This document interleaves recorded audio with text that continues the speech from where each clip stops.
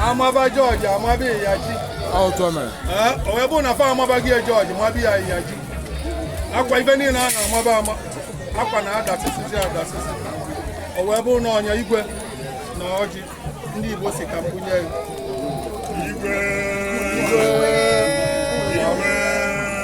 Oji eze desa aka. Ojeri Igbo deme.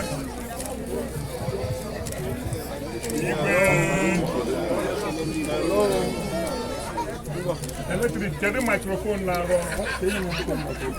Igbo bụ Igbo mma mmanụ. Igbo bụ Igbo mma mmanụ.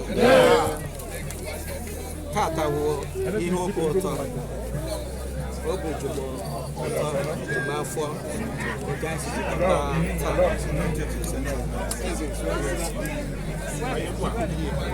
Obi dị m ụtọ otu anyị si taa.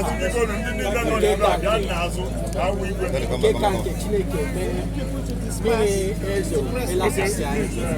Nke a gosiri ihe anyị onye nwe anyị.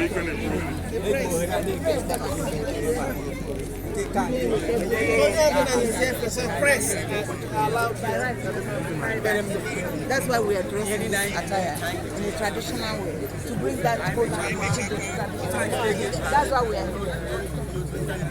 I'm just correcting you for next one. We are here to stand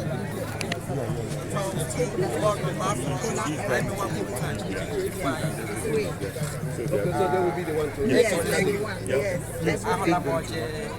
Both the audio, we are the ones supposed to be there. Okay, no problem. Yeah, one, two, look at it.